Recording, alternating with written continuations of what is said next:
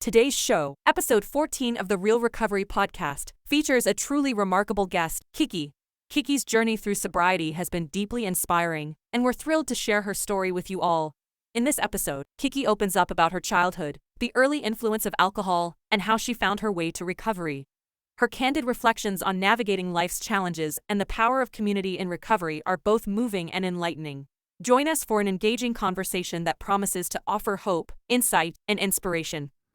Hello, and welcome to the Real Recovery Podcast. I'm Julie, your co-host. On this journey of healing and transformation, together with my co-host Peter, we dive into the heart of recovery, sharing stories that resonate with courage and inspiration. That's right, Julie. Each episode is a new chapter in this vast narrative of recovery, and we're honored to bring them to you. But keep in mind the perspectives you'll hear are for informational purposes only and may not reflect the views of the podcast or our partners. Indeed, while these conversations can be a powerful part of your recovery toolkit, they are not substitute for professional medical advice. We encourage you to seek guidance from your healthcare provider for any treatment-related decisions. And if you're facing an immediate crisis, or if you just need to talk to someone who understands, don't hesitate to call the Recovery Crisis Line at 503-223-85. The number is also on our website. Help is available 24/7. Now let's begin our episode Of recovery, real recovery. There, we're good. Okay. I want to say hello. Welcome, Kiki. Hello, thank you. I actually was thinking on the way over, how long have I known you? And I've known you my entire sobriety. What? Yeah, from MCC. What year would that have been? 1997. Okay. Mm-hmm. I remember you coming in with blonde hair and bright red lipstick and some of the coolest outfits I had ever seen. Thank you. I like my fashion. I'm glad to have you here too. Welcome to my humble abode, my Studio H, which is the house. I have a studio trailer, Studio T, Studio H. Studio J? What's the J? Julie's house? Oh, that's right. Yep. Yeah, when you're doing this on your own, you don't have big old fancy studios like they do in the radio days, and where people would have to come in to the radio station. And it's nice to be able to be mobile. And Absolutely. yeah, so welcome. Thank you. I'm glad you're here, and I'm excited to hear your story because I don't think I've ever heard the full story. Oh, good. Because sometimes I feel it's like when we tell it in the meetings, it's, oh my God, just tell it that again. Yeah, I felt like that. We were at the North Coast Roundup last weekend, and there's several meetings, and then meeting people. You tell your story, or at least the abbreviated version, over and over. I was like, oh God, if I have to talk about that one more time, how am I going to make it different or interesting? Not for the people, but for me, because I get tired of saying the same stuff over and over. And what's nice about this is that it's more of a casual conversation. It's not like you just have 10 minutes like you do in meetings to get the whole thing out. So I'm curious to hear way back, how did it start for you? How did you grow up? And was there influences there, or did it come later? We've had a whole variety now of different stories. Kiki's actually been sober from very young and for a very long time. And I think when you think that people get tired of your story, they don't. I'm going to tell you, there's always a different batch in the room. There might be a few regulars, but they don't all stick around. And some of them, Pat O.D., some of our ones we had for forever, are gone now. Yeah. No, I remember there's always newcomers that, Yeah. So I don't think I your don't get stories- tired of other people's stories. Yeah, I don't get tired of yours. And Okay. here, Peter's right. Because in a meeting, it's limited time. With every single story, even though I've known these people before, I've learned so much, and it's been so amazing. And like when I leave, I'm even more inspired. Then I listen to it again on the podcast, and I get something I missed in the room. Exactly. Yeah. Yeah. I edit it, so I hear the stories like, I don't know, 3, 4, maybe 5 times before they're finally pushed out to the internet. Then I listen to them again to make sure they sound okay. So yeah, I'm really getting, I don't go to a lot of live meetings, but I sure get a lot of AA. I'll say. Oh, cool. So I got sober in 1986, and I was 23, and I started drinking at 13. That's when I found out how to get it on my own. And prior to that, I was stealing my parents. I did that too. How did you get it on your own at 13? There's just the ways. I had a friend who had a mom that would give it to us. And that friend always hung out with older people, and she had older sister. But at a young age, I used to drink my parents' like party leftover drinks, the bourbon sevens and stuff. And then I loved beer at an early age. And my mom's Australian. She would put beer out for Santa Claus, but I would get sips of beer too whenever I wanted it. Wow. And I had a taste for it. I've lost my taste for beer now, but I loved beer. And that was a big part of my drinking. I could drink so much beer. It's crazy. And so It's funny. When we were at the coast, we went to a restaurant that was a brewery, but they had really good food. And I used to not ever go for the food. It was for the brewery part, but they had NA beers, non-alcoholic. And I was like, oh, what's the point of that really? It didn't resonate with me at all. now that I'm so far out, I will have an NA beer every once in a while. And especially when I go to a festival in New Orleans Jazz Fest, they have that because there's a limited non-alcoholic drinks. That's the only thing. But yeah, and you only have one. You're not going to want more than that. Right. That's good for new people to like totally not have any of that taste for a long time. Yeah. And so from 13, once I started to get a hold of it, I just drank it all the time. Like I would steal alcohol and put it in a mason jar and have it in my locker, at school. And I needed it. You needed it for anything that was a school dance or anything like that. And the other kids would like look at me sideways. It was a little embarrassing, but it wasn't enough to make me stop. And did they know that you had it in your locker, or did they just know that you used it at events? Or they just always knew that I had it. Oh, I think that was just what I did. And yeah, and then I would like party on school nights and a Monday night, a Sunday night. It didn't really matter. And then I smoked pot a lot at school and acid. So school for me they just let me pass. I had probably D-. They just let me pass. And then I did go to Catholic school in 9th grade for 1 year. And I did have the most detentions out of the whole school. I had the most detentions.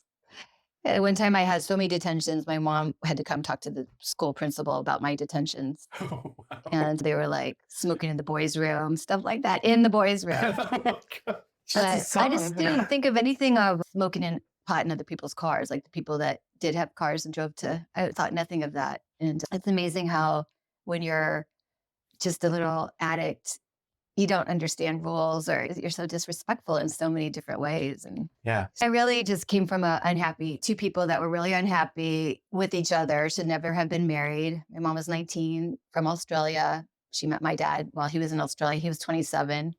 And they were just mismatched. And so they were drinking alcoholically. Because when I look back at the old pictures, like all of those big, are they gallons or half gallons? The big things were always on the counters of the kitchen and stuff. And then my dad he was a twin, but he was a very introverted person. And so I never really, he didn't really know how to interact with me very well. And then my mom was very outgoing and they were just mismatched and they'd fight all the time. So I would sit and listen to their fights on the stairs, make sure that it wasn't going to get physical. But then they'd be fighting about me sometimes. So I was like, wanted to hear about that.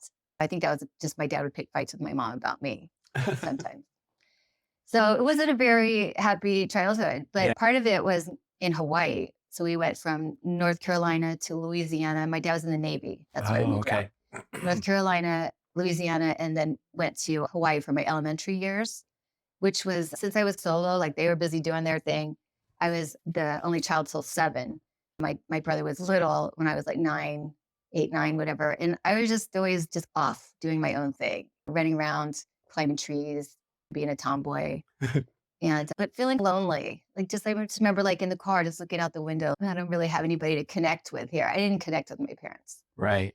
Yeah. But early on, before we went to Hawaii and we were living in North Carolina, my mom and I just moved to Australia for a year plus. And I was in kindergarten. I was 4 and my dad was in Okinawa. And my mom was definitely having a thing with some guy because I remember he was fun. He was really a fun person. I just have vague memories of that, but my dad's the one that let me know about him and why he was in our lives. But where I'm going with that is she should have just stayed there. Not gone back to my dad. I don't know if people just didn't do that then or what. But right. So he felt like I came back not needing him. So I think my dad really didn't know how to engage with me after that happened. Maybe he was jealous of that guy, or maybe my mom said I liked him better. I don't know what happened. But so and then my dad was he was the rageaholic. Mm. And then so him not connecting me with him being rageaholic, I just pretty much at probably age 7, 8, 9, I was, no, probably, I'll just say 8. I just was like, I didn't need him in my life anymore. So I really just didn't even go to him for much. Right. And he would get drunk and he'd be passed out. And it was like, you didn't see that. The next day, I was told, you didn't see that. So a lot of stuff, there was Interesting. a lot of, you didn't see that. Don't believe your lying eyes. And one thing is my mom's a narcissist. So that's part of what narcissists do to their kids. You didn't see that. That didn't happen. That's not true. Right. And then she would come home, when they would come home drunk, she'd wake me up and tell me crazy stuff. Like, we're going to move to Chicago. Maybe like the next day I was like, Chicago? She's, what? I didn't say that. So there was a lot of just, wow. And then, so I didn't have relatives on my mom's side there in Australia. And then we didn't live in North Carolina again. So I didn't really have family. So I've always been my own kind of just finding my own people and my own friends and hanging out with other people's families and things like that. So as a kid, it sounds cool, but I know looking back, it probably wasn't that cool. Well, I mean, yeah, it was cool, like not paying paid attention when I wanted to sneak out and go to other people's houses. They didn't really know I was gone. Yeah. And in Hawaii, it was like a townhouse type thing. And I could sneak out of my bedroom and go to my friend's next door and go in her window. That was handy. That is handy. Mm-hmm. And so living in Hawaii, kids grow up fast there. So kids grow up fast. So we moved from Hawaii to Iowa when I was in 6th grade. So it's good I didn't stay in Hawaii. I don't know. I would have found drugs and stuff faster, sex and all that. They just, I don't know why it is they grow up faster. But so when I was in 6th grade, went to Iowa, that was a culture shock, Hawaii to Iowa. That I can't imagine. And it was Davenport, Iowa. It's right near Rock Island, Illinois. And my dad got transferred there. But soon after we got transferred there, my parents split up, which they should have done a lot sooner than that. And then I was really able to run wild because my mom started dating and she was in her early 30s. I was really free to do whatever I wanted to do. But then shortly after that, she met Roger, my stepdad, and he and I were like oil and water from the get-go. I could tell he was not hip or whatever. I asked him right away, smoke pot? He was like, nope, tried it, don't like it. So I can describe him as Rush Limbaugh with a drinking problem. He was just a good old boy. And my mom, I don't know, she just she definitely loved him, but I don't know why she picked him. But I think because he made a decent living and she's probably just like secure. But definitely pervy vibes. But just the way he looked at me and stuff. Because I was 13 and he was only 16 years older. So he couldn't have been my real dad. There was always that. So his friends were always like, he'd introduce me and it'd be like, your daughter, huh? No, not daughter, stepdaughter. But he put a kibosh on my running around. So that's why that didn't go well either. Oh, okay. Yeah. But I still did it. So I was like, if I was grounded, that meant I had to get out the window, crawl out the window. And they would lock up their liquor cabinet. That meant I had to get a pick and unlock or break it off. So they were heavy drinkers. So my mom married another alkie. And so I would steal their alcohol. And he had a keg in the basement that I had free access to until they locked that up for me. Oh, boy.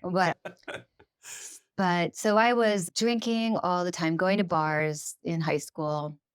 And did you have like fake ID or did they just? I did have a fake ID eventually. Okay. So did I. Yeah. All you do is cut it out back then and then laminate it back on there. So I was really smart. My best friend in college was already 21 and she gave me her birth certificate, her checking account and everything. So it would be legit. And I went down to the DMV and got one at 17. Wow. Yeah.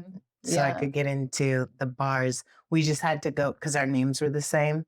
One had to wait in the car for a few people to go in. So it wasn't the same name. Oh my gosh. They would recognize it. Like, wait a minute. It happened one time in Beaverton at Earthquake Ethel's.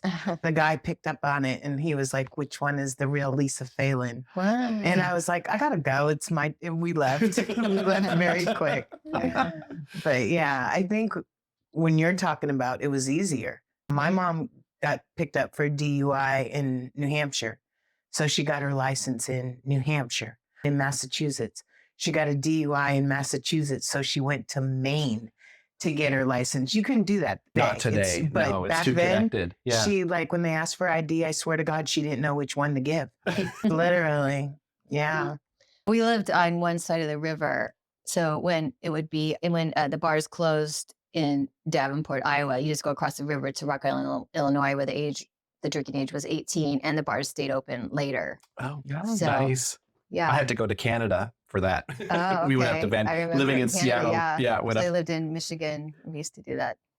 So I just think that so 13 to 23, that's a pretty crucial, like those are formative years that I lost a lot, just as far as like opportunities or probably respect from certain family members. Yeah. And then also just, I feel like I lost just I don't know, just being a kid. Right. Yeah. Because I would always party with older people and became sexually active way too early. And I don't know, I just thought I didn't need all that. So high school, I don't really go to my high school reunion because I don't really know a lot of those people. But I do still have a couple friends from high school, which is fun. And I did, so what my mom and my stepdad did at 18 is they gave me a trip to Australia, or they paid for my trip to Australia to go live with my family there. And I lived with my grandmother. And basically that was like just to get me out of their hair. And that was brilliant. Good way to get me out of their hair. And then it was like, let us know where you're living when you come back. Or Now, like, what it's not age here. was that? That was right after high school. Right after high school. I went there for a year. I lived with my grandma, who was just like my mom, who was another narcissist. So it can be a genetic thing. So she did a lot of damage to my psyche. And anyway, I wasn't easy to have as a guest. You can imagine this party lady just taking herself out at night and coming in late and bringing home some strange people, not into the house, but just having people come to pick me up. Right. And they'd come in and meet my grandma. But it's really sad to me too, when I think about all the opportunities that I could have had there. But my main concern was party. Who am I going to party with? It didn't really matter who it was, as long as it was fun. Then I just ditched them. But Looking back, was it all about the fun for you, or were you suppressing things, or was it a way to escape, or what do you feel? Well, I just needed alcohol. That was I didn't think anything of like just going into a pub, they call them hotels there, and just putting money in the jukebox and then sitting there for hours drinking. I don't know. I think that's a really odd thing to see somebody. So I never was clueless about what that might look like. Right. And it looks really sad. Yeah. And I've told a story at the meetings where there was an American Navy ship in town in Brisbane. One time I found that out and I was like, oh, I need to go say hello. So I did and had a bunch of people to party with, a lot of guys to party with. Yeah. But that's weird behavior. Just prostitute but I wasn't there to prostitute myself. I was there to drink. Like, who's Taylor? Let's get her Do you on think drinking. you were looking for some kind of love or acceptance you didn't get at home?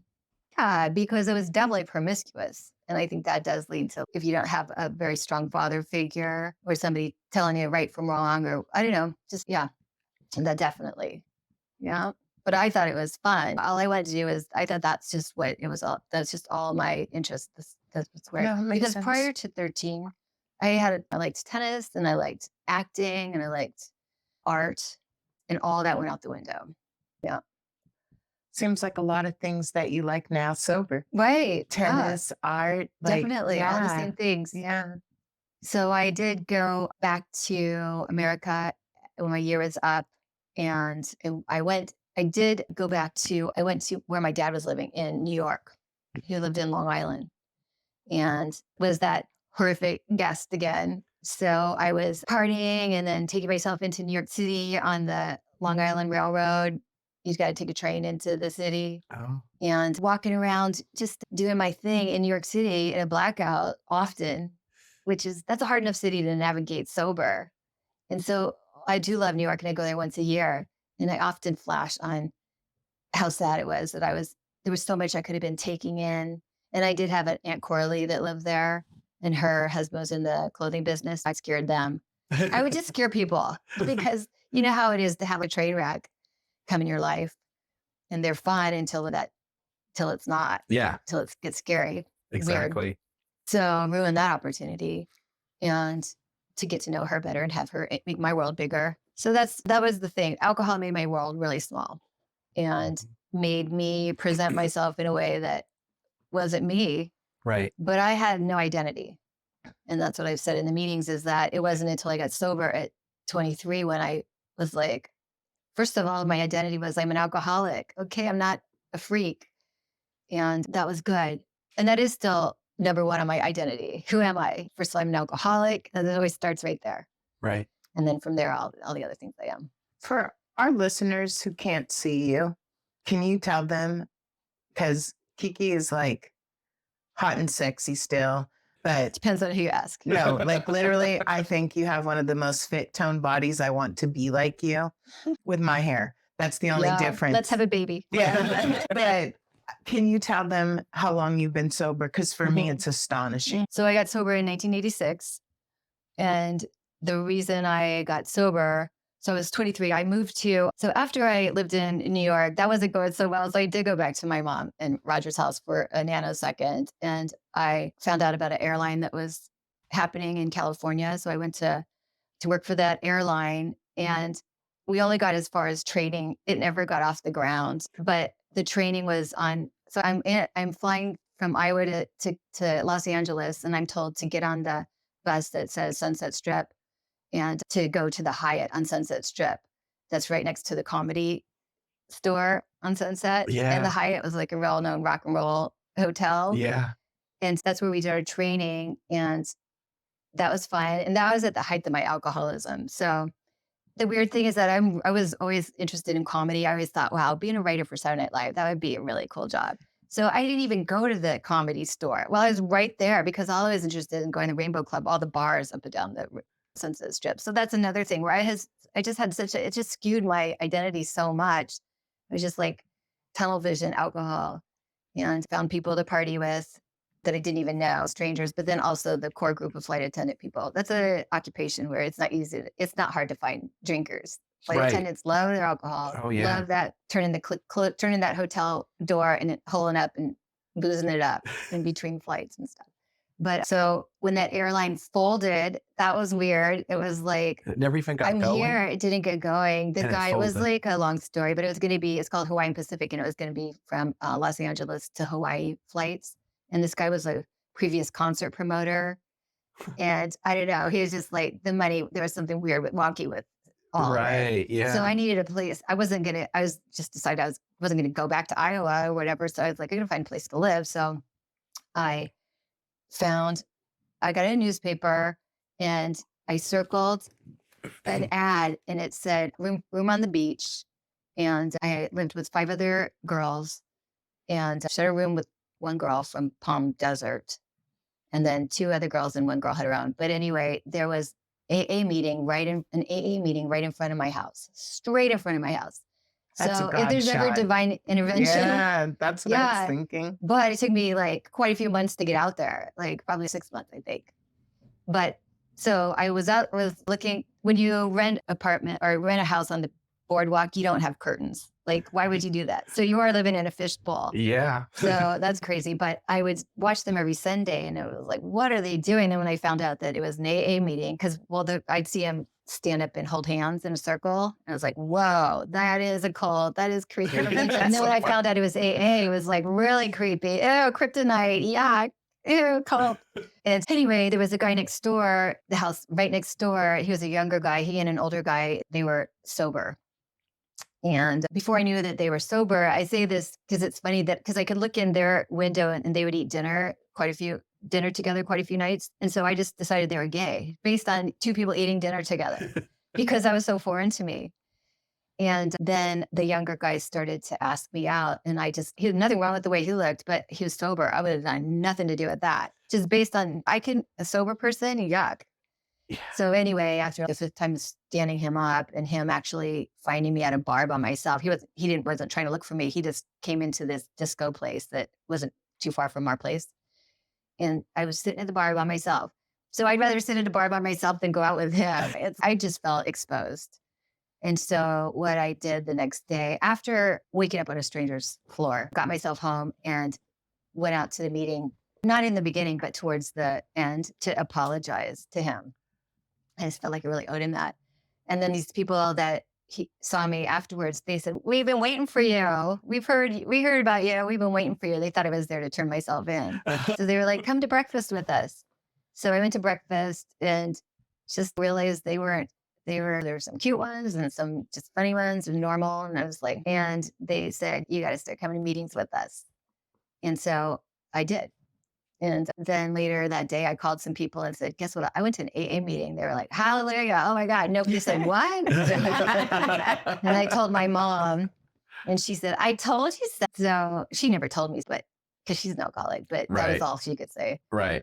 And anyway, so that was like just the beginning of, it was such a relief. And it was like, I felt like a whole new world had been opened to me and that I wasn't a freak after talking to other people about what I'd been doing. Everybody else was doing it too. Yeah. You know, other people had that alcoholic car that was like smashed on one side and just wetting the bed, whatever, just embarrassing things that just people are, we can't shock each other too much. No. Thank God I didn't kill anybody. Yeah, once in a while.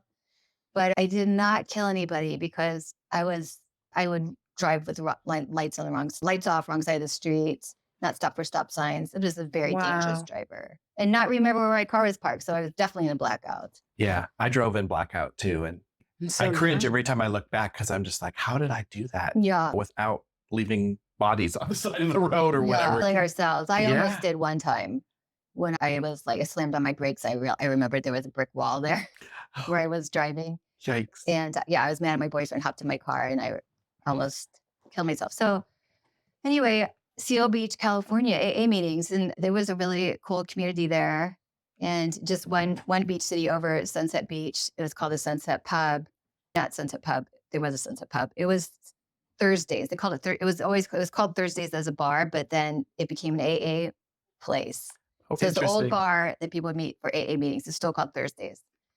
And that was really great. And there were some, I heard in the other podcast, or Don's, maybe somebody's podcast about, or maybe I confused my podcast. Somebody's talking about Perry Street, where there's rock star people in New York, or in Rodeo Drive. There's meetings you can go where there's famous people. And that's another shocker for sober people. Oh my God. Like, that's celebrities then? Yeah. Bill Ward from Black Sabbath, the drummer, he was at this Thursday meeting. There were other actors, actresses, and people. But what I did was, when I was at the tail end of my alcoholism, before I got into this meeting, I needed a job when I moved to that Seal Beach house. So I got a job at E.F. Hutton, and I said I could do all kinds of secretarial work that I couldn't. So then I find myself as a secretary for 5 stockbrokers. I was in way over my head. And I think they didn't know what to do with me either, because I'd be partying coming into work. So I did tell the head guy, I said, hey, I just want to tell you I'm sober now. And then he went and he was like, hey, everybody, Kiki's on the wagon. I said, now. He didn't understand any of That's what that. my mother used to call it, on the wagon. Yeah. But I didn't, it was like, that was blowing my sobriety, but I wasn't, it was okay. It was just like, I just think he didn't know. But what I did was I was like, then shortly after I was like, I'm not going to do this job anymore. And I went and got a job at a hotel called the Golden Sails. It's still there. And they had comedy 3 nights a week and blues the other nights. And blues is a passion. I've liked blues since I was a little kid. I don't know how it's from past life for sure. Because I was into Big Joe Turner and all kinds of stuff really early. Wow. So that was a great job for me. And the only reason I could become a cocktail waitress is because I was done. I don't know. I knew I was done. I didn't want that life. I liked how it felt so much to be sober and to have an identity and get a grip, that I felt okay working in this bar. And it was comedy. I got to see comedians, and everybody has to stay put. And then the blues nights, that was just fantastic. I met a whole new crowd of people and got to be entertained. And I was making way more money than being a E.F. Hutton secretary. I bet. And one of the comedians that I really liked, because I didn't like everybody, but it was like, I remember it was Drew Carey and certain people that you see now, they were just doing the circuit and stuff. Right. So it'd be rotating comedians. But this one guy I really liked, he was very cute. And shortly after I saw him on stage, I saw him in a meeting. And I was like, oh my God, I cannot believe it. But at the same time, I found out that he was getting a divorce. And not only that, he had a baby on the way from that. Okay. From just getting divorced from. So then I was like, ugh, no, never mind. But that didn't stop like the pheromones. Like, I would just start sweating when I saw his Carmen Gia in the parking lot. And it made me go to more meetings probably there. Right. But we did not date. He invited me to certain stuff. Back then, like, comedians would open for Cheap Trick or different bands. That's cool. Yeah, I never went out with him, but I baked him cookies one time. But anyway, there was definitely mutual attraction. And when I look back at that, there were actors. There was Bill Ward, he was married, but there were so many people. There were guys in suits of whatever makes somebody two people attracted or one person. You just, there's one person that's going to make you sweat. You don't know what their baggage is or what they're divorced but have a baby on the way. I don't know. But so I moved to Portland in 1991 and was going to the Alano Club and that was a treat because how many places get the Alano Club? It's a mansion here in Portland. The Alano Club that's still there? That's still there. I just wanted to know if that was the same place. Yeah. In Northwest Portland. So it's this mansion. It has all these meetings going on at once. And who's there but Robert, the guy that I was crushing on in Long Beach. And so he had fully divorced his kid. He had moved to Portland to be with his kid because that's where his ex-wife moved to. Okay. And he was still doing coincidence. Comedy because he was a professional comedian. I don't know if I forgot to add that in there. Oh yeah, I did say that. Anyway, it was like, I was just decided it was fate, right? Yeah. So we started dating and just hindsight, you got to look at all the big picture, but people don't. Like, do I want to be involved with the person with the kid and an angry ex-wife? And she only had 2 kids because he adopted her daughter. So he had to pay alimony for 2 kids. One was not even his, and one he had actually had accidental divorce sex with. Can I tell you, angry ex-wife is an absolute no for me. Yeah, that was on my list when I met Children. Yeah. Absolute no for me. Oh yeah, lists, we'll talk about that. Lists are really important. Yeah, me too. Very important. You guys stick to them and check them twice. So we started dating. I married him. Should not have, because he was like, he's had a lot in his life. He has probably more baggage than anybody I've ever known before. Anger off the chart, rageaholic, just like my dad. But if we stayed friends, he's a great person. Just don't get married to him. And had tons of female friends and everything. And before being an alcoholic, he was a hairdresser, so he could do my hair, make me laugh. Wow. Get in the bed arena. So it was, so we got married and it did not last. That boy meets girl and alcohol. And it did not last. We didn't make it to 5 years because just after one of those last rageaholics, rages. Actually, we shouldn't have gotten married. So that's another thing because the night before, the big fight and everything. And I just didn't know how to tell my guests, this is just a party. I'm not going to get married. People had come from all over. And I think if you don't know how to call off your wedding, you're not old enough to get married, not mature enough to get married. Right. And I was 31 or something. Anyway, so yeah, it shouldn't have even lasted that long. But I was working for another airline by that time. So I was gone a lot. And then he'd be on the road. So maybe that would have, if we didn't have jobs where we both were out of town a lot, maybe it would have ended a lot earlier. Were you a flight attendant then for an airline? When we quit. Yeah, when we got divorced. So we did buy a house together, a house that I'm still in. Yeah. And there's positive things when you look back. Like, I learned a lot of things from him. He was way hipper than I was. So the house where you live now? Yeah. He and I bought that together 30 years ago. Yeah. So then definitely that's a time when I went heavy to AA. Like any bad thing that's happened in my life, I've always made a beeline to AA.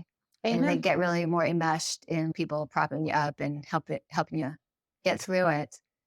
And so I think I was like 38. I call it doubling up. Anytime someone's died or something horrible has happened to me, I double up. Mm-hmm. And it's consistently worked as well for me until I get on an even playing field again or feeling more confident. I don't know if I gave it enough. I didn't know if I meshed myself enough to get my head fully on straight because I was single for maybe a good year until then I met somebody that then I spent the next 9 years with, and there were 2 chapters in that. And this is a part of like how when somebody gets sober. So I got sober in 1986, and then fast forward to 2000, I apparently hadn't worked on myself enough to not be codependent and I didn't know how to make that list, Julie. I did not have a list. I was just like caught up in this guy who was like smooth talker, very good looking, said that his marriage was over, but they hadn't fully gotten divorced and had 2 kids, young, 4 and 7.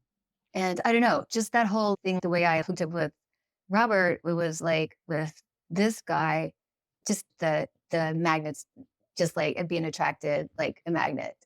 But I did not like that he was not fully divorced. And he really didn't like that he had young kids. They didn't like that he had a very angry ex-wife. He actually then it became I ruined their marriage. So it became a shitstorm pretty fast. And actually I told him not to call me and let's just do this when you get fully everything under control and right. But he didn't. And so I had never been pursued like that. So I took his like pursuing of me as like flattery. Or boy, this person can't live without me, which is saying he couldn't. And so I got involved with him. And he was hilarious, attractive. He was a carpenter. He could do a bunch of stuff. And he seemed like a good dad. And nobody really liked his ex-wife, including his mom. So that made me also feel better. Okay, maybe she was so evil. It was like, this is right. like, Yeah, you could justify it. And my parents didn't like that. I told them too much. Should never told him. But anyway, finally they came around. They were like, okay, we'll accept this guy. Was he in the program or was he a normie? No, not a normie. But unbeknownst to me, he was a sex addict. Yeah. And so that was a whole new thing for me. And when I realized that what he was doing, visiting prostitutes and stuff, it's in your mind, you just think he could have told, he was saying he was just there for one thing when really it wasn't. It was really for the full service. Like a mom, you can't believe your kid does certain things. You justify, you're like, no, that wouldn't happen. I did not know how sick this person was and how much money he was spending and how much energy. He was like double lifing it. And he had done it with his past wife, the one he left, and he had been married before. Oh. And I learned a lot about sex addiction, far more than I really want to know, but it's around us. It's like hard to ignore. When I realized how sick he was, I was like, listen, I'm in recovery. We can both be in recovery together. And said he wanted that. And I thought he was doing that, but it wasn't. So we broke up. And then I just did not give enough time, or should not have signed up for the second chapter. There wasn't enough time. If he was going to be getting himself together, I should have just really stopped and then maybe started a new life to see, and if he came around again. But it didn't, because I was still in love with him. Yeah. So I signed up for a new chapter. My bad. Entirely my fault, because I did give him another 4 years of my life. Okay. And trying to do real estate and raise his kids and everything while he's still doing what he's doing and spending a lot of my money. So just because you're sober and you feel like you have your head on straight, I don't know. Unless, I don't know how to say this. I think people don't do the full scale, like understand codependency, how that ties into alcoholism and all that. And basically, if it doesn't feel right, or if there's red flags, don't ignore them. Right. Don't push them under the rug. But I wanted what I wanted. And I did love his kids, especially the young one. I was really tight with her. So anyway, basically I saw some red flags, but the one time when he didn't come home after many different nights not coming home, I knew where he was. So I went and parked outside and watched him walk outside of her house. Oh boy. So, and then it was over. But good riddance. That's a really good thing that ended. But went right back to AA, got really heavy into that. Yeah. And I've never not been going to AA, but once again, this is what it's for. It's for when things are good, but definitely when things are bad. Yeah. So that whole time though, you never went back out. You were sober the whole time. Mm-hmm. Yeah. Mm-hmm. No, I forgot that important part. Thanks, Peter. Because when I almost had 5 years and I was a flight attendant, we had a Germany contract and we were there for 5 months. And we could go home if we wanted to, but I just chose to, if you stayed there, you got the per diem every day. So I was like racking it up. And I did make a call for AA. I got that international AA book. This was way before computers. So you had to like have a little book, and there was several names in there. I remember that. I picked up the guy's name and he didn't call me back. So I was like, no AA. And so unbeknownst to me, I was premeditating drinking, but I didn't even see that. Wow. Yeah. If I was thinking I was going to survive there for that many months without AA, but it wasn't right away. I didn't drink right away. But on the meals that they gave out to the German travelers, they'd always have splits of champagne on them in the morning, splits of champagne and chocolate bars, glorious chocolate bars. That's the way to get up in the morning. Yeah. And then whatever else. And then a thing called quark. It's like some cream cheese, something. I don't know, and full fat butter, everything. Anyway, I wasn't taking the champagne because I wasn't drinking at the time, but I was taking those chocolate bars because it was like why would you throw this away? So I started eating them, and then I got a chocolate addiction. It was crazy, just like Days of Wine and Roses. Like she had a chocolate addiction, you know, the Remix character. And I couldn't see straight till I had chocolate in the morning. We will always find another thing to get addicted to. Yeah. Addicts will. But eventually so what happened is when I started drinking, I went to Amsterdam because when you had some time off, you could still leave and go off different places while in Germany. But I met my cousin in Amsterdam. No, that was a different time. I went to Amsterdam by myself, and I met this guy in a train, a young guy that was not supposed to be going to Amsterdam. His dad flew him to Germany. He said, "You can go, I'll send you to Europe, but you can't go to Amsterdam." Anyway, that kid was making beeline to Amsterdam. I live in Amsterdam. And I was telling him about sobriety. I was talking about sobriety all the way to Amsterdam on this train.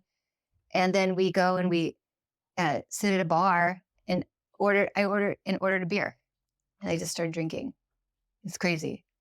And then another trip, my cousin came and we were drinking together. And she was like, "I'm so glad we finally get to drink together." So be careful who you surround yourself with in a slip.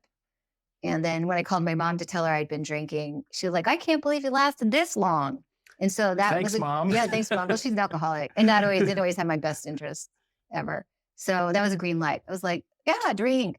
But just really fast, really quickly, I lost my identity again. So that identity that I had, I just lost it. And I felt miserable. It was a little unnerving. And did you slip right back into the same pattern? Oh, yeah. It was just like you never stopped. Right back into being promiscuous and just saying things that I would say terrible things to people. I would be really Dr. Jekyll, Mrs. Hyde. I don't know, and I would get myself in scraps in situations. And then I also was telling people, I don't usually drink. I don't really drink. And I'd be like, okay. But it didn't ruin my job, but it would have eventually because I cannot handle alcohol. It just ruins my life. And where the other alcoholics I was playing with were that functioning alcoholic. Yeah. So thanks for reminding me that, because when I broke up with the sex addict, that was in 2000. And what I did then, I was like, I need to get a grip. I said, I was celibate for 3 years, got really heavy into AA. I just did a lot of self-work because I had to put myself back together, Humpty Dumpty. I was so furious with myself that I had wasted 2 chapters, almost 9 years with somebody that was like screwing around with me, taking my money and all that. It really made me feel defective. Like of all the men in the world, 3 years, put myself back together. And then when I thought, I remember somebody telling me, "Hey, you should see that show called Gigolos." It was the show on Bravo or whatever. It was like male gigolos servicing women. I was like, sex. I forgot about sex. So I was like, oh yeah, I would be out there dating again.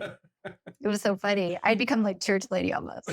And church lady, in the matter of, I was just like, it would make me mad on the back of the Willamette Week when I would see sex ads or whatever. I was like, wow, it makes me so mad. I'm a lot looser up now. People do whatever, let your freak fly, but it made me really just be angry at the whole sex industry when really it's just it one was the situation.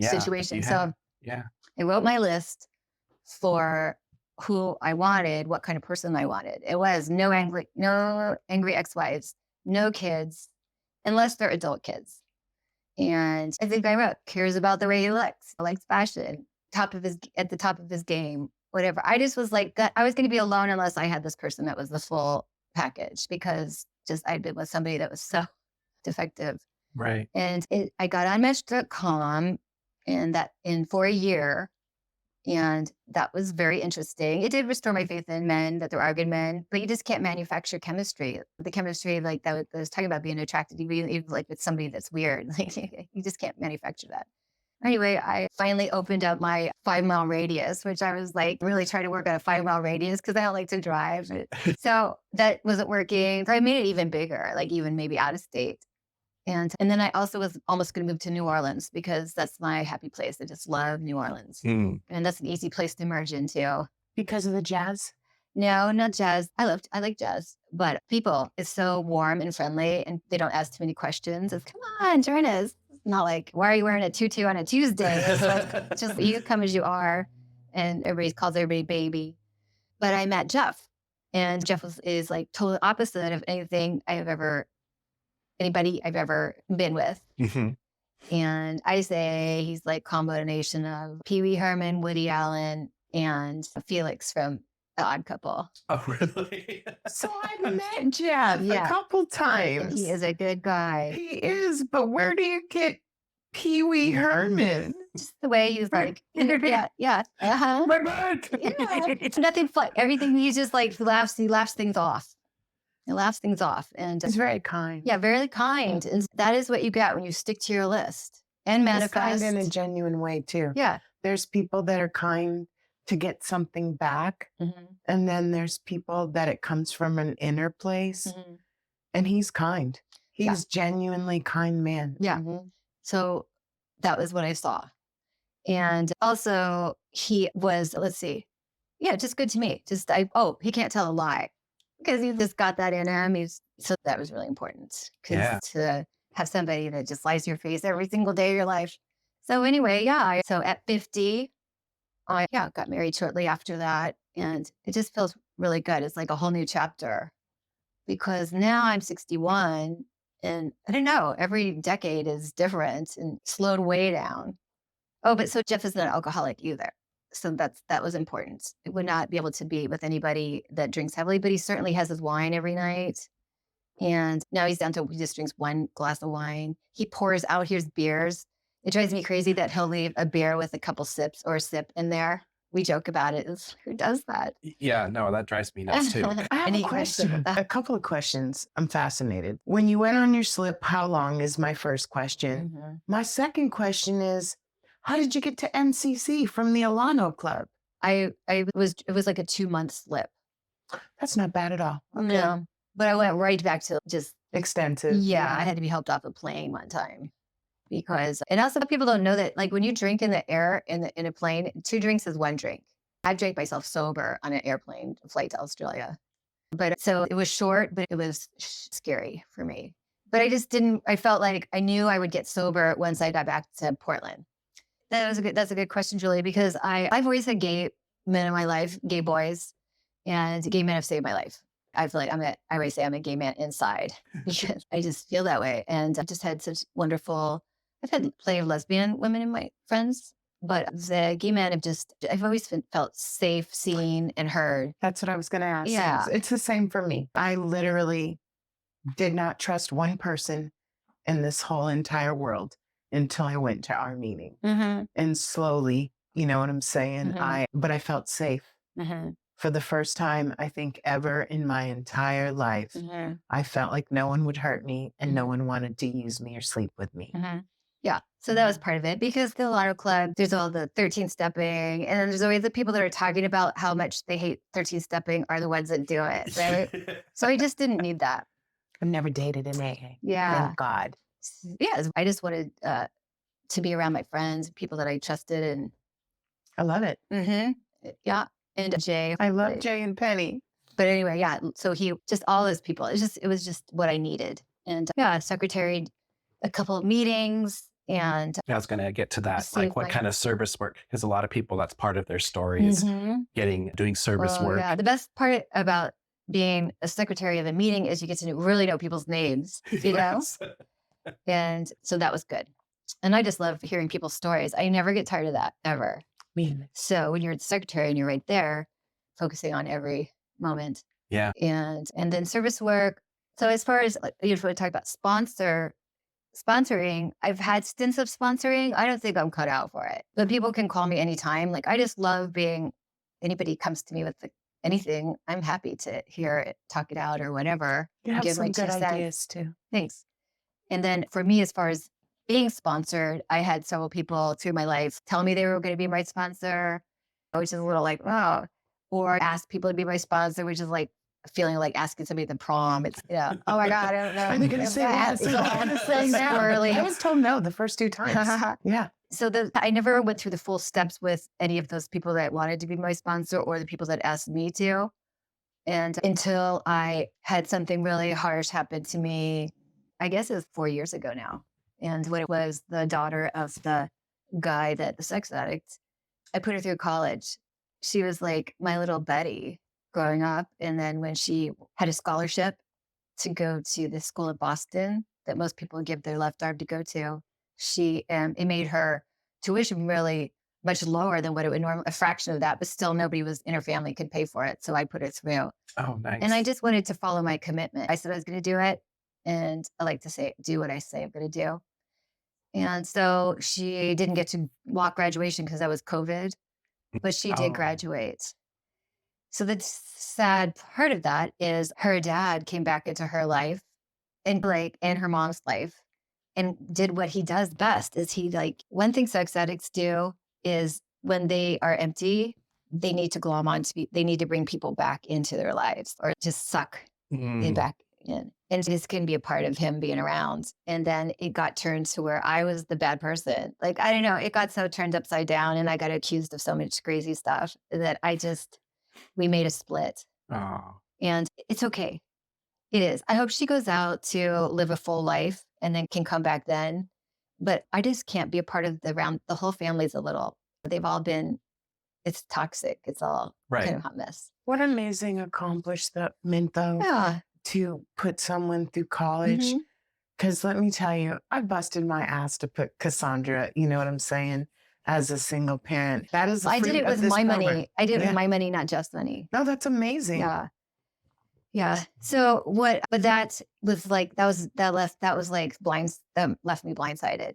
And I asked Jan, who's a member of our I know thing, Jan. and boy, if you get a good sponsor, I could not have paid her enough money. It's free, of course, but I would have paid for as thorough as she was. Jan is everything. And how she just walked me through looking at me. Because that's what the steps are, right? You find out how things happen, which is an important thing to do early on. That's why they do push sponsorship. But you can find out on your own too. You can do deep dives into what happened at the beginning. Where did I go? For me, I numbed out because I had parents that were paying attention to me. And I felt ignored or lonely. And also one thing I was flashing on about my mom is I remember she had a really bad time with my dad one night and he left and she said, we're going to splurge. And I think it was like 7 or something. I was like, what is splurge? And she just got all like cakes, chocolate, that meant we're just going to splurge and take away all our feelings. I don't know. She taught me how to, that was not a good thing to tell little addicts because I was already sipping on the bourbons and the 7s and stuff. Yeah. So I had candy. So when I talk about having a candy addiction, I'm forgetting that I was a crazy candy addict pretty much up until I found alcohol. Right. Yeah. But I forgot how I got off on that tangent. But swapping one thing for the other. When you go back to look at, how did this happen? Like, where did sometimes it's just falling into the wrong group of friends. And then if you have that alcoholic gene, and that is part of it too. I often wonder if I would have not fallen into that particular, but I don't think it's possible. I would have dragged my alcoholism in wherever it would have been. Yeah. There was really no I do escaping. that too, but then I'm like, shoulda, coulda, woulda. Shoulda, coulda, woulda, but I don't know how you get a grip on that alcoholism. And it was for me, it was alcohol. I had plenty of friends that were hooked on cocaine and I liked it, but I didn't have to sell my soul or had to do anything weird to do it. And I didn't constantly think about it. So it's interesting how everybody has their own thing. And my ex with his sex addiction, that happened early on for him, as he told me. When he started to pinpoint. Yeah. I'm glad you didn't get sucked into the cocaine. Amen. I did it twice and I didn't like it. I did it plenty of times and even intravenously. I was hanging out with the wrong crowd. Yeah. But it didn't take me down. I did meth intravenously. I think the difference was cocaine left me jittery and you had to keep doing it to stay high. Or I could get high on meth one time and stay high for 2 days. Oh yeah. Yeah. So I've never done that. Never done meth. But I did the Quaaludes of the 70s and all that. So yeah, I caused a lot of wreckage and I did the things, I made the calls that you're supposed to call certain people and the amends. Yeah, amends. And those aren't always well received, but it's more, we do them for ourselves. Yeah. Yeah. And to help clear that conscience. Yeah. It sounds like Jan. That's a continuous thing. It sounds like Jan was amazing. Yeah, like professional. So that was really so helpful. And I have I kept all the stuff that we worked together on and wrote down and I can look at it. So that's great. And I do have a book.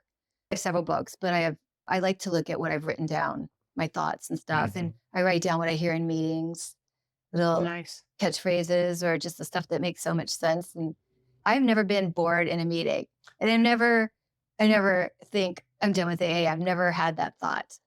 I would never want to be. Like if I ever got kicked out of AA, I don't know what you have to do for that. That's just I don't either. maybe. Because I've seen some people, I think what I see, and it's probably my favorite thing, is I see us welcome some people, and I know you know them as well, back again and again, because the only requirement is basically the hope to stop drinking. It's easier for some people than others. And so that's another thing. Like that is not a place, it's a place where you're welcome. If you want to be sober, that's the only requirement. It doesn't matter how many times you've fallen down. And then it's also how fast you get back up, because we applaud people that get right back up. And we feel bad for the people that don't. It's just painful. We feel that pain. Yeah. And just we're Some all that happy not- that we didn't kill anybody. So Some when that people never come in and back. talk about killing somebody driving or going to jail or whatever, there's no shame. It's just, shoo, yeah, we I'm going escaped to tell you that. there is some shame. So I'm going to tell you, I was very ashamed. Well, we don't shame people, No, I know. but yeah, but there's I'm gonna tons of shame. Yeah, tons of shame. Because I literally, until 25 years sober, had a lot of shame behind a lot of it. Mhm. It took really going to IOP. Talking. Yeah. You can't stuff it. Yeah. Can't stuff it and can't put it under the rug. Yeah. And it came out, it didn't come out until I went to my new job where I wasn't as secure as I was at Sprint. Maybe it wasn't ready to come out. I'll mention their name. Yeah. But yeah, Right, Kiki knows where I ready work. to come out. Yeah. So it's crazy. And I think that's true because I didn't deal with some childhood trauma until that time. And I don't know if I was strong enough before that. It was enough to be sober. It was enough to be a parent. Unlike you, I couldn't have been in Australia without a meeting. That's amazing. Germany. Either one. Yeah.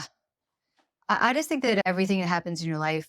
For a reason. Yeah, for a reason. And it doesn't have to happen early on in your life. It's just whenever it happens. Right. So if you, like when I just hurt my arm playing tennis and I'm so bummed because I love it. And when I love something, I don't know moderation and I screwed it up.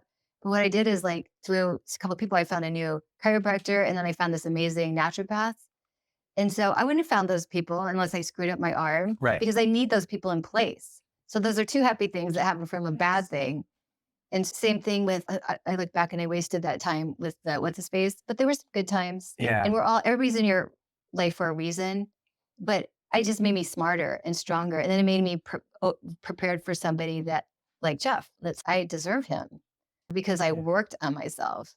Yeah. And I say it over and over. There's a reason for everything. Everything has a reason. Sometimes you don't know what that is, but it will be revealed. And there's things I look back on as I look back, rehash my story. It's like, well, why did I have to go through that? Why did I screw up that? One of the things you touched on was we were at a hotel right by the comedy club, and that was something that you were thinking, oh, I could do maybe that. I would have even become a comedian. Yeah. And or I met went Mark Maron, who I love. He was the door person. I hate hearing him say he was a door person at that time. I was like, oh my God, he could have been my boyfriend. And I went to the Second City in Chicago and took classes there and was being pushed to continue on. And you got something there and you could, and I couldn't, I was drinking and I ended up at home and alone in a dark room with a bottle instead of pursuing that part of that could have been a career or whatever. Who knows? Shoulda, coulda, woulda. Sometimes I think about some of the people that were in my life that were in the fast lane and doing it, but I wasn't meant to, I couldn't handle that. Right. And that would have killed me anyway, because given any sort of access to whatever, unlimited or whatever, some people can handle it, but I would be roadkill. Yeah. I'm sure that would have been me, my story as well. Or chopped up in a bunch of little pieces because I would use people's drugs or whatever. I used people when I was drinking, and that's so wrong. It's false saying you're going to do one thing that you're really not. Oh. Yuck. You don't need to use people when you're sober. Right. And live in the right way. And so AA just teaches you should you do that, teaches you how to clean it up really fast so that we don't pile on all the shame or bad feelings or whatever. We know how to say, oh, I'm sorry I hurt your feelings, or you hurt my feelings. Yeah. Or just not say anything. Like I do have some friends that I allow in my life for whatever reason. They're maybe, not close friends, but some friends. And I'll just listen. I just don't have to put my 2 cents in about, that sounds crazy to me. Or that's just the third time you've said that. That's weird. I just listen. I take notes. And so also when people are just telling me, friends that are telling me their stuff about what they did, I don't have to say what I think. They Which- may not even often aren't asking. Yeah. But I just listen and take notes and think and try to look at myself too. Because I'm fucked up enough that I've got my, like how they talk about the hula hoop. But I tell people that to use that vision too. Because there's so much to work on in here, a lot still, that I'm I a hurt so full-time many job people myself. because I had that alcohol filter, like there was no filter when I was drinking, and just said stuff to people that I look back on some of those instances and I think, geez, I brought some people at work to tears just with being so abrupt and crass with how I treated them. I And think of things too and cringe. yeah, I remember there was a band I really liked. They were playing on Sunset Strip because I would drive myself from Seal Beach, California to Sunset Strip. Well, I was even working at E.F. Hutton. Had to be like at work at 8 or whatever. Or there was a band I really liked, the King Bees, and I got myself backstage somehow. And it was like, I'd be like, charmed, I'm sure. And they were like, ah. And then I'd fall off my bar stool. Like, it was just like, the use hack. yeah, in my VW Volkswagen and by myself. Who does things by themselves? But so What we used to do. really lucky. I have another question for you. If you were one of our listeners, which you have been, but what would you say to a person trying to get sober? What's your advice for them? You've been sober a long time. I would say don't do it alone, because I actually have friends that have a long-term no drinking, don't go to meetings. And I'm thinking, why would you not want to be a part of AA? It's just, there's a whole group of people that are instant friends. You can go to any state, any country in the world and have instant friends, instant people that have the same head thinking that you do. Why would you not want that? So and then you learn so much. Like I say in the meetings, like you learn how to do life 101, and it's free therapy. You get laughs and it's interesting. It expands your world and it just helps you have a safety net. So why would somebody want to fly without a safety net? Yeah. Oh, I love that term. I've never thought of it like that. And it is for me. I literally go to extended family almost probably 5 out of 7 nights a week, where I like to go in person and day. At nighttime, it's just not possible from work.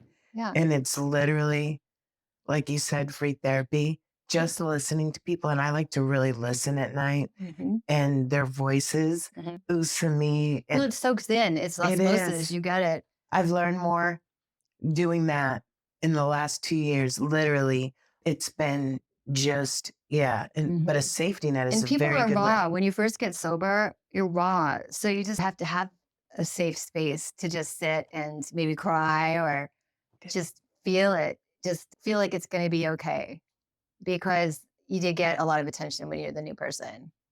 Because if we don't have new people, it'll die off. It can't die off. That reminds us of where we were. You see that new person come in and it's, oh my God, I remember looking like that. I remember feeling that way in the back row, not wanting to speak out. So I have people in my life that are heavy drinkers, alcoholics, and they'll ask me certain questions about this and that and the other thing. And I always talk about what alcohol did to me. And I don't really ever say, you need to quit drinking. Right. That's The awesome. only one that I did it to one friend, and she never talked to me again. And that was after the second time she almost burned her house down. Oh, jeez. Well, you can take a horse to water. But then I was willing to take that. And what I told my other friends, it's still, because she's hilarious. She is just so much fun, but she's a hot mess. And I don't want to go to her funeral. And I told my friends, if she does die, I won't go to the funeral. But it feels better to I had to say that. But she had mentioned coming to meetings, and quite a few people that do get sober, but then they think, I don't want to share at meetings or the fourth step. There's certain things that they are the God thing. And the God thing, like I never had religion really. My mom was in the Episcopal Church and she had an affair, and that was embarrassing, where we go sit in the pews and then see the guy that was at my house on the weekend with his wife and family. It was so hypocritical. It really turned me off. Yeah. And then my dad was a Quaker, so we didn't go to his meetings. But I just think that the God thing, like all I know about the Bible is from watching Jesus Christ Superstar. Like I know nothing about that. But when I say divine intervention, I know it was something bigger than me. And so the whole God group of drunks, it's just. So that was our meeting last night. Because that will keep people away. It is. And they think it's religion. And it's not, because literally when I've had 3 I call it 3 forms of a higher power. Literally, when I came in, it was the parole officer. She was my higher power. She said whether I went back, whatever, when I pissed, whatever, it was her. And bless her soul, because she made me go to an AA meeting after treatment and get my slip signed. But then it was GOD, the group of drunks, the people in the room kept me sober. They still do, I will say. And I like the good orderly direction because I don't like to be in chaos. I like things organized.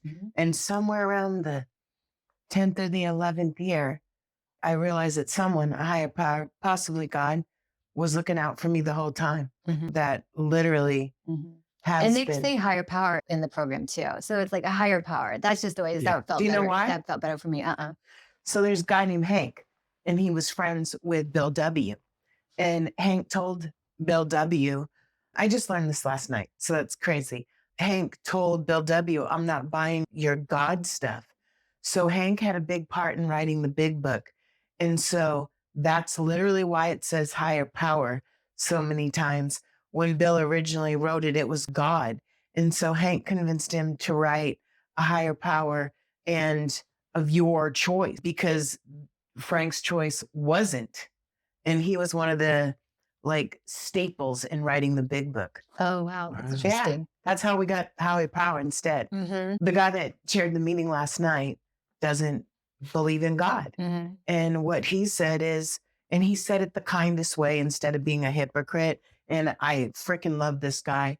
And he literally said that his higher power not only is a group in drunks, but it is us telling how we got sober that keeps him sober. Like it's ours, like we are his spiritual power and our stories are. It was amazing. He was one of the most amazing chairs last night.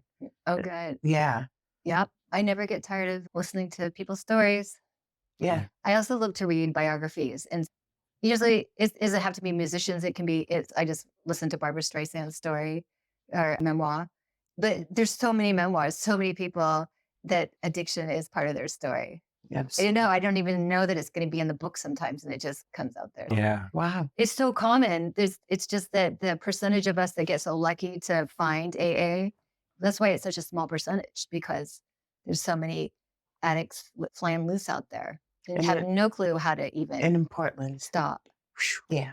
We hope that what we're doing here helps somebody out there, at least one person. Exactly. We're And hoping maybe if more. you're listening in your car, you're thinking of committing suicide, you're, wondering if you should go to treatment. Hopefully you'll listen to our podcast and go to a meeting, because the only thing I can tell you is meeting makers like yourself, you make a lot of meetings, make it I think they have the people that I see that stick around go to meetings still. And I also like the fact that talking about the God thing, because that was something that affects a lot of people, including me. I'm like, well, no, I'm not going into that religious. That was because that was a thorn in my side from my growing up.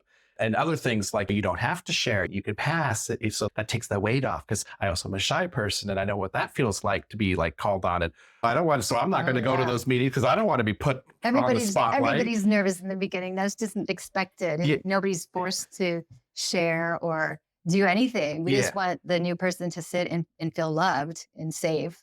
Yeah. And relieved. Yeah. Because they don't have to do it anymore. I think if I would have learned that earlier on, I might have been in the program earlier on. Me too, for that sure. Makes sense. Yeah. But I was like, oh, I don't want, and I popped in. I was like, no, this is not for me. I could have easily gone in at 16. When I look at some of the stuff if that wasn't my bottom, well, then I did 5 more years. Yeah. Yeah. But how lucky are you? If I could have got sober when you got sober, oh my God. I know it's different for each of us, right? I'm so grateful I got sober when I did, and I'm the flip-flop of you. But it happens when it happens. And I know my old sponsor, Fred, and he didn't get sober until 76. I know. And he says the last 24 years before he died, were the best years of his life. Yeah. And the chances of you getting sober later on are even more unlikely than they are when you're, the chances are 1 in 100. He was told literally when he was in treatment and in the hospital that It doesn't look good for you. The airline that I went out there to work for folded right away. And I got that place, circled that one ad in the paper, and it was right in front of me. So How it crazy definitely is had. that? I've always felt like I had, since I never got lucky with the family cards. I always feel like I have a guardian angel or something. Yeah. So I've had shitty things happen, but I think that was like some kind of crazy lottery luck. Yeah, definitely. We hear a lot of that. And I think as I reflect on my own life, yeah, there's those moments. I'm like, wow. Peter and I were a total God shot. Like literally, like it's insane. The way you two came together. Yeah, I was literally worried about my sponsor hanging out with this guy named Peter because my sponsor's worried dad. or jealous? No, I was worried that I didn't know Peter. I didn't know he was married. I didn't know he had a husband. I didn't know anything about Peter. And I was worried because Don's husband had just died. And I had taken Don to a lot of meetings. And so when I started this new career, I was worried, is he going to be okay? Is he going to be able to go to the meeting by himself? Because he wasn't very comfortable at our meeting by himself. And literally, he said, no, I've been going with Peter. I've been going with Peter. And then Peter. And I was like, who the fuck is Peter? And because I didn't know him from our meeting. And I literally met Peter in Don's car on some Friday I had off. And I met Peter for 5 minutes. I was like, you can do whatever you want with Peter. It's okay now. Yeah, and it was like, probably made Don feel good. it was that you're quick. okay. It's interesting how there's very few people, at least in my experience, that you really just click with. And I've got a handful that in my life that I've someone that I went to high school with that I can pick up the phone and we've been talking all this time. No time has passed. And there's a gal in Chicago that I actually was working on doing a podcast with, didn't know what for, or why, but we clicked and we thought, that's gonna be fun. Let's do something. And then Julie, and with this podcast, it was like, what am I going to do? I've been struggling, trying to figure out how am I going to give back and make a mark on this world? I'm gay and I'm not adopting a child, so I'm not going to have kids. So I don't have that legacy to leave. And so and through all that soul searching, it came out what's important in my life in the program and how much it did for me. Can I give back to that? And I have these skills, so can they work into it? And here we are talking on my couch in my house. And we've got literally at Father's Day here. Oh yeah, the that's best. right. So my dad died wicked young, 15. And so I celebrate Don. He's like the dad I never had. And literally I had sent him a card every day from June to the 16th of Father's Day. And then Peter's dad had died last year. And Peter's, do you want to come over for Father's Day? And I was like, yeah, I had never celebrated Father's Day before. And Peter was just doing some crap in the kitchen. And I was like, I think we were like, what have you not done that you want to do? And he was like, I think I'd like to have a podcast. And I was like, oh, I would do that with you. We could be Regis and Kelly. and literally it was just us talking at a Father's Day lunch, which really turned out to be probably the best family event I've ever went to. Christmas shirt night was pretty close. I was just tired. And Peter's mom is great. Like my mom's been dead for a very long time. So it's... Oh, your mom was here for that? Yeah. Yeah. His mom is gorgeous. Oh, yeah? Nice. No, like she's, oh my God, could she be my mother? She's flawless. Her birthday was Friday and she turned 81. Oh, And we lost my father a year back and they were living in Kingston. And so she moved down here. I cared for my dad, so he lived with me here. They both did. And during his last days, I helped him through that and then got my mom moved down here so that she could be, because it takes just as long for me to drive up from Portland as my brother to come from Seattle to get to their place. So it's like, why don't you move a little closer so we can maybe help you? She walks the golf course every day. Yeah, she lives in Summer Place. Her hair's cute. Can I be like her? I'm just saying, yeah. I have a really close friend. I could call her best friend. She's 82 and she's cool as hell. So just shows me that if you're active and interested, mostly interested, are you interested in what's going on? Then you're young. That reminds me of as soon Jean. as you're not, it's kind of over. Yeah. Oh, yeah, yeah, Jean very much. is older and she's so active in so many things that she's doing well. Yeah. We'll even talk about Don. out there driving. I'm always like, do you want me to drive? No, because, that I think that's his way of keeping active, keeping going. And he's active in a lot of things. He's the belle of the ball where he lives. There's a lot of women die for him. Yeah. Yeah, straight women die for him. He helps they everybody. get their hopes up. They get their hopes up. And what's crazy is Peter's mom knows he's gay, and Peter's mom and him get along flawlessly too. So it's like we got these parents still. It's cool. It's a lot of fun. Thank you so much for being here. I know we probably overdone our time here, but thank you for taking the time to come see us. Yeah. it's really cool. I asked right away. I was excited. Yeah, I know. Matter of fact, Izzy is on his way with GTD today. Oh, yes. That'd be great. I want to hear that one. And that's a wrap on today's episode. Thanks to each and every one of you for lending us your ears and hearts. Your engagement is what fuels our passion and keeps this podcast thriving. We cherish the moments we share here and hope they resonate with you, whether you're on a daily commute, at the gym, or just taking a moment for yourself. Make sure to head over to our website at realrecoverypodcast.com. While you're there, subscribe to our newsletter for the latest insights and uplifting stories from our community delivered straight to your inbox. Click that subscribe button on your favorite podcast player too, so you can keep up with every new episode. It's your support that keeps our conversation alive and meaningful. And if our stories have touched you, consider using the donate button on our site. Your contributions, no matter the size, are deeply appreciated. They help us continue our mission of sharing hope and healing. Join us beyond the podcast and follow our journey on social media. Find us on Instagram, Facebook, and on X, formerly known as Twitter. All the links are on our site, so you can stay connected and be a part of the Real Recovery community every day. Your likes, shares, and comments not only spread the message of recovery, but also remind us that we're all in this together. So, until we meet again, remember that recovery is a journey, not a destination, and we'll be here to accompany you every step of the way to recovery, real recovery. Thanks for listening.